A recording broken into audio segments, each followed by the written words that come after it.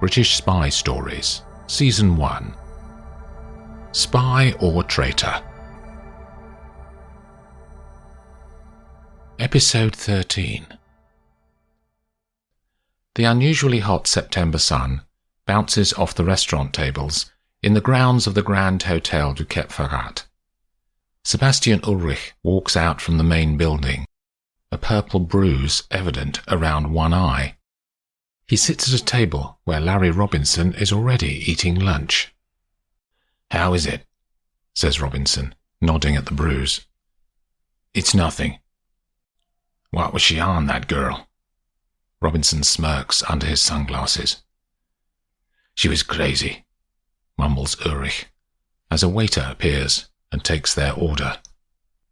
"We need to talk about this pickup," says Robinson. "You've got the information, Larry." "I only got an outline. My guys need times and dock numbers." "They'll get it," says Ulrich. "How much gear?" 20 mil, Robinson whistles. "Coke and Molly." "I need some guarantees this time." "For what?" "That you're not gonna end up with most of the haul and I get fucking nothing." Robinson starts to raise his voice. "I got $1 million of gear last time and paid 2 for it. It ain't happening next time." "Keep your cool, Larry." "You keep your end of the bargain and I'll keep mine," says Robinson. "But if you screw me over, my guys will come calling." "Don't threaten me, Larry," says Ulrich. "This is my operation." "Give me those details," he sneers, and returns to devour his food. A bodyguard comes up to Ulrich and hands him a folded piece of paper, which he opens and reads. "Son of a bitch," he says to no one in particular. "What is it?" says Robinson. "A job I paid good money for." "Didn't come off?" "No," mumbles Ulrich. "Is that anything to do with our job?" "Nothing to do with it," says Ulrich decisively. "What then?" "A contract I have out." "They didn't kill him?" says Robinson, mid-chew. "Her, actually." "Another girl causing you problems, Ulrich. You losing your grip. If you can't control the ladies, can you control this trade coming in?" Robinson is laughing. Ulrich gets up and grabs Robinson's hair on the back of his head and tries to shove his face down into the plate of food. The attacked man reaches behind him and pulls out a knife from his belt, then lunges at Ulrich, but he swerves and avoids the blade. Ulrich grabs Robinson's hand and forces it down on the table. The pair are locked in position, both scowling at the other. Other guests look over at the sight of the two men fighting, and the maitre d' approaches them. "Gentlemen, I must ask you for some restraint." Ulrich releases his grip, waves a hand dismissively at Robinson, and sits back down. His food arrives and he starts to eat. After a couple of minutes, they are both calmer. "You got more jobs we can do, man?" says Robinson. "What you got in mind?" "Drugs, security, girls. That's what my guys are good at." "What about guns?" says Ulrich, making a sudden look at Robinson to see his reaction. "Not done any," replies Robinson. "What sort of numbers are you talking?" "Big," says Ulrich. "I need a team to oversee the transit of a delivery from the Russian border through Ukraine and Turkey to Syria. I don't know, man. That's war zone stuff. My guys ain't got the experience." "Up to you, if you don't want to hit the big time." "I already got the big time. Don't you worry about that," says Larry. "But I'm choosy about what I get involved with. Gun running needs a whole deck of security around it. I can go with others who have more balls." "I got balls, Ulrich," he says with anger in his voice, then drops the level of emotion.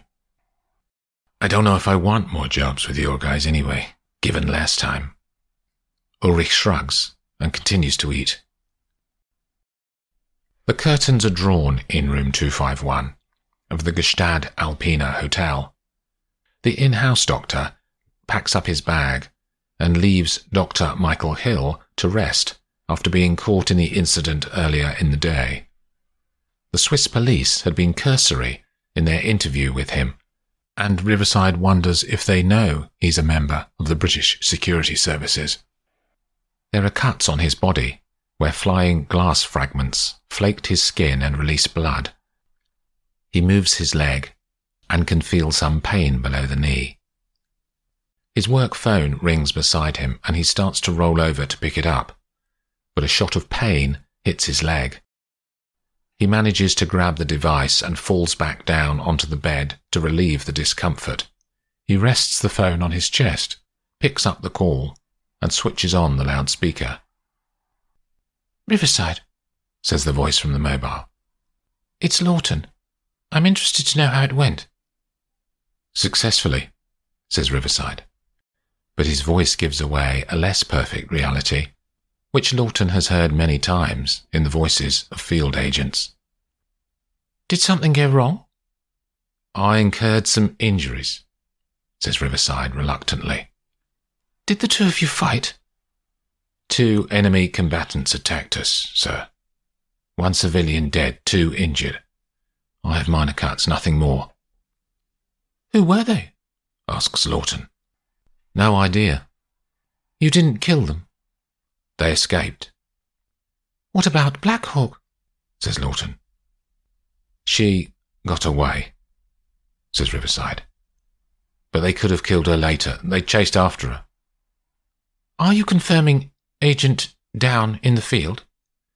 "Negative," says Riverside. "I have no intel." "What's our next step?" "If she's alive, I'll have to wait for her to respond once she has seen what is on the hard drive." "And if she's dead?" says Lawton. "We'll deal with that if it happens." There's a pause. "You need to make sure this works." "I'm aware of what's riding on it," says Stephen. "This is more than just bringing in a rogue agent," says Lawton. "Go on." "We suspect that Black Hawk is the mole, and that she's laying a trail using people she knows will leak to create a fictional narrative that she is chasing the mole herself. It's perfect cover." "Clever, if that's true," says Riverside. "She's our most likely candidate." "What evidence do you have?" he says. "Has she leaked before?" "That's all eyes-only information, I'm afraid," says Lawton. "But safe to say that there are several agent terminations in the last year that have been a result of information that has been leaked." "I didn't know," says Riverside. "That is why we put our best man on it. You." "I'll do all I can, Sir Stephen," says Riverside. "But she's a very sophisticated agent. There's no guarantee our plans will be successful." "I realize that, but this is as serious as it gets," says Lawton. Riverside notices that Sir Stephen is being unusually directive. His field training tells him that there is more to this than he is being told. Up to this moment, Riverside had thought his objective was to bring Gabby back to London for debrief, until the powers that be feel happy that she is manageable. Now, the operation is taking on a much more sinister line. Riverside will have to rethink how the whole plan works. "I'll be in touch, sir," he says, and rings off. In her car on the way back to France, Gabby switches off the radio that has been tuned in to the listening devices in room 251. The flat selected by the spooks for Geraldine and Stuart is on the first floor of a 1970s block on the southern outskirts of Berlin. A development of 200 apartments, all the same, once the cutting edge of architectural panache, now leaking, greying containers of people. Where there had been grass on that spring day in 1972, When the mayor opened them, there is asphalt. Where there had been flowers in planters, there are seats with paving slab tops. Inside the flats, aluminium frames support floor-to-ceiling panels, so there appear to be no walls along the back half of the place, where condensation clings to the glass for 5 months of the year. Geraldine unwraps the flowers she brought earlier and arranges them in a vase in the middle of the kitchen table. She has tried to make it as homely as possible inside the flat, creating something that even her mother would have commended her for. The doorbell rings, and she looks at herself in the hallway mirror before opening the front door. "Welcome home," she says. Stuart is standing in the porch, wearing the same clothes as on the day he was stabbed. He steps over the threshold and she takes his coat. Then he walks into the main room and trudges slowly through every part of the flat, before going to the sitting room window and surveying the outside. Geraldine watches him take it all in. "I was given some money by Murphy to get you some new clothes. They're in the bedroom," she says, pointing. He goes to change and emerges 10 minutes later. "You look nice," she says. "I've made some tea." They sit either side of a small square table in the kitchen. She pours him tea and cuts him cake. "How do you feel?" she asks. Still trying to understand how my quiet life has turned into this. "Are you scared?" she says. Not anymore. I was after the stabbing, but I know we're doing the right thing and the chief will look after us. "Did you ever find out who poisoned you?" she says. How did you know about that? She stammers. "One of the nurses mentioned it." A mistake was made, that's all, he says. No one tried to poison me. "The nurses thought it was deliberate." That's not right, he says as adamantly as she has ever heard him speak. After a moment, the discomfort fades away, and they talk more about the hospital, about his holidays as a child, and why she doesn't like prunes. The light of the day casts a moving background to their chatter, and time ticks by without either of them realizing it. She laughs, and he is captivated. No one has given him this much attention at any time in his life. What about this chap who is going to give us the information? Says Stuart. "He's called Alexander," she says. "We don't know when he is going to do it, but they'll tell us beforehand." What is the information? "I don't know, something about what this gang is doing, I guess." How long will it be? Says Stuart. "A few days, I think," she says. And he smiles at her. Linny pushes the open door to the Villa Bianca restaurant in Hampstead and is shown to a table. She pulls the tie out of her ponytail and lets her chestnut hair fall about her shoulders. Stephen arrives 10 minutes later. "A good day, darling," she says, looking deep into his eyes so she knows what he will say before he does. Stephen pauses to give due consideration to her question and carefully selects the right word. "Difficult," he says. "Anything you can talk about?" "It just seems as though there are a number of things going on that are acting in concert and not for the good of the service," he begins. "Too many fingers in pies, too many inquiries, too many people interested in things they have nothing to do with." "What are they asking you?" "That's my concern," says Stephen. "I'm getting the distinct impression that I'm being kept out of it.